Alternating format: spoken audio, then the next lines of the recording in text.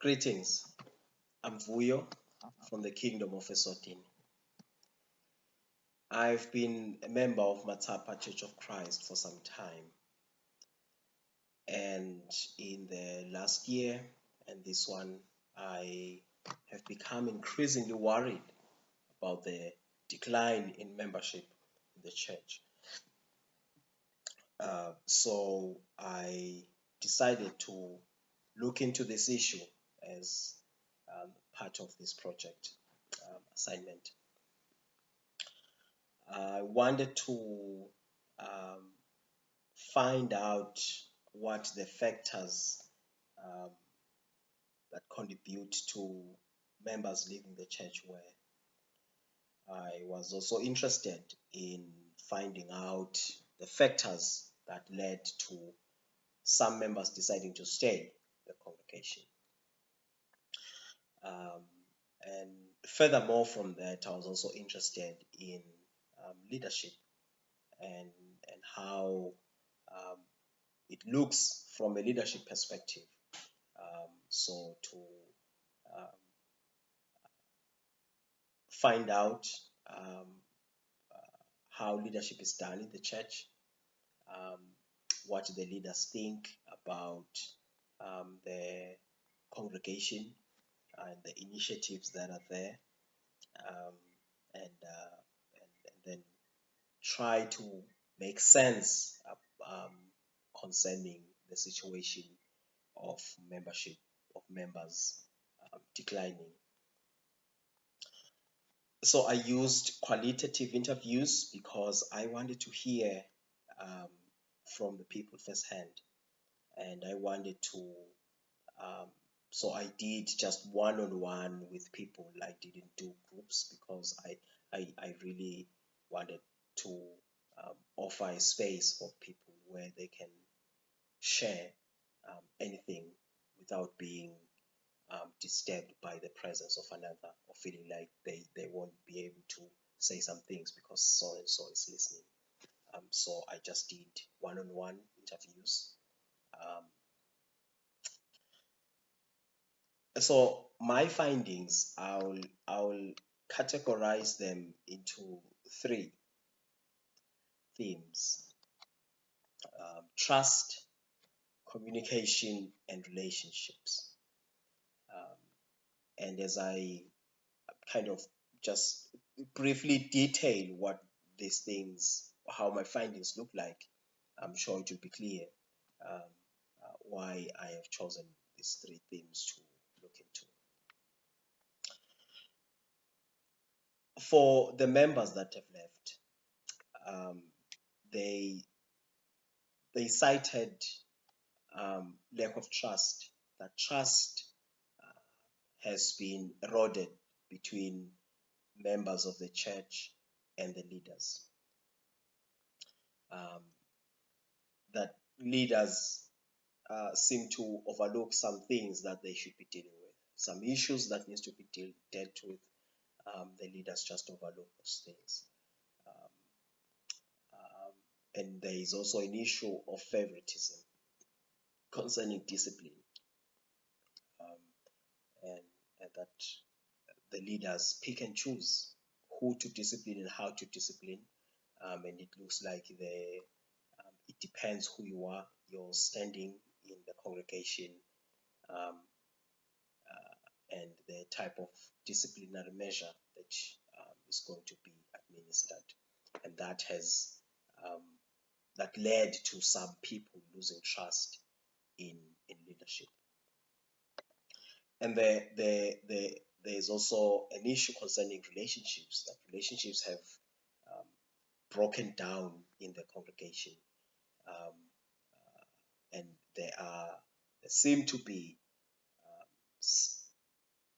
several factions within the church, factions that are based on social class, status, economics, education. For example, one of the people I spoke to cited an issue whereby the women in the church decided to come together and contribute money um, and at the beginning of the year, and save that money every month, um, and so that they can share it together um, in December to buy groceries for the festive season, which is something that is very common and very popular in the country. But during the year, some women decided to form another separate um, group where they contributed more money. Um, and that group was made up of um, the women with a bigger financial muscle. And within that group, there were the pastors' wives and the elders' wives. And so that sent a certain message to the rest of the women, um, that they they were not part of that group because they didn't have enough money. And so it contributed to the erosion of and the breaking down of relationships. And some also talked about tradition. Um, but on the issue of tradition, as you will see um, in the other group as well, that the issue is not the tradition itself, but it is being stuck in the past um, concerning the expression of the tradition.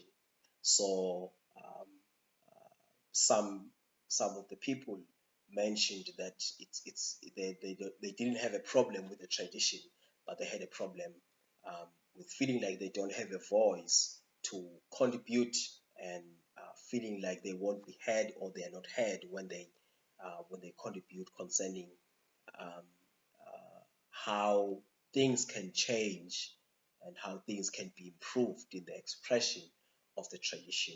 And and then they didn't want to be part of a congregation that is stuck in the past, not adapting with the times concerning how tradition is expressed. Um, and so then to those members who remained, um, uh, as I said, ironically, they also cited tradition as being one of the factors that contributed to them choosing to remain with their congregation. And so, again, the issue is not the tradition, but the expression. They also did express their concern concerning their concern about the expression of the tradition, um, but they appreciated the tradition that it gives the congregation a sense of identity, unlike some churches that have come over the years that seem to be decided by one particular person. Um, the identity is decided by one person, but on this particular congregation, um, the members have been able to stay because of that identity of the tradition that can be traced to thousands of years back. And there is also relationships, the factor of relationships, that they have established long and deep relationships with other members, and they feel that these people are part of their family, and it would be difficult for them to leave um, these and uproot themselves from this network of relationships that have been established. And then there is also leadership, specifically pastoral care, that they've been able to, they've been motivated to stay because of the work that they saw the leaders doing, um, visiting them when they were in need, mobilizing resources to help other members um, during tough times, and the leaders just being there as pastors and providing that support for the members is one of the things that have led them to choosing to stay, even though there were problems, there were some challenges, and some of them cited almost similar challenges that were cited by the people that decided to leave.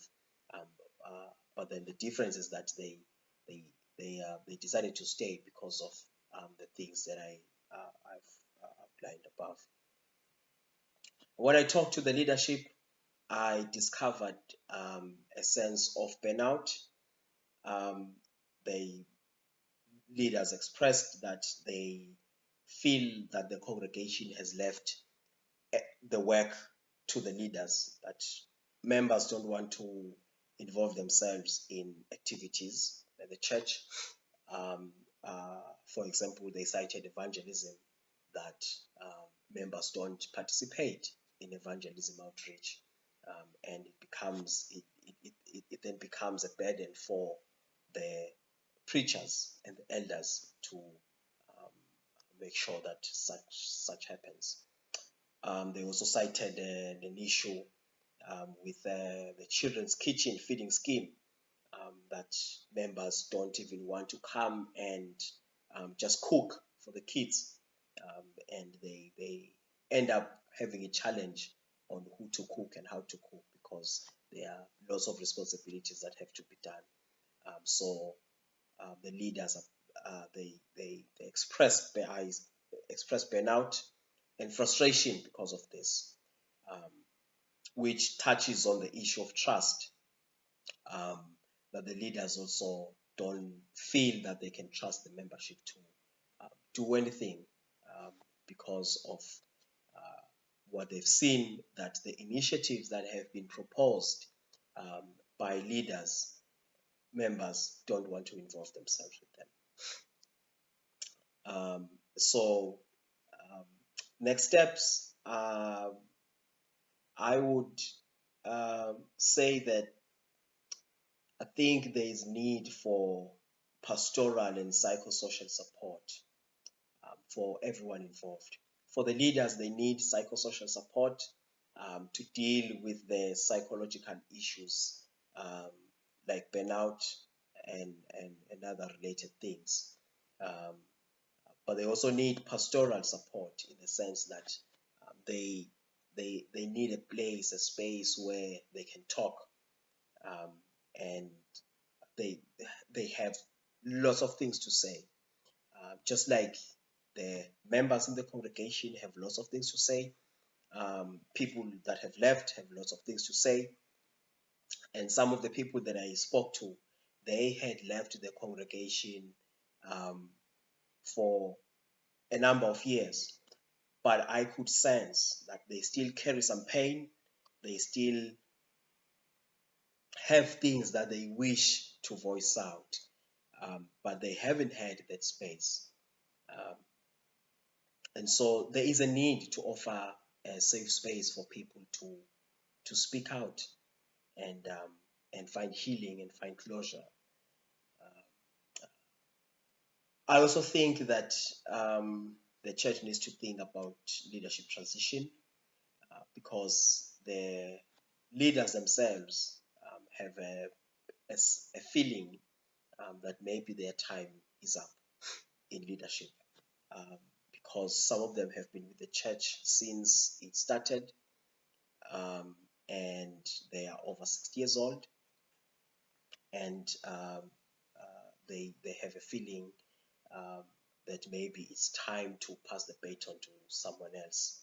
Um, so I think the church needs to seriously consider that, um, and look into the future as they heal from what is happening currently. I think the church would also benefit in looking into the future and thinking about leadership transition. So that was my project. Thanks.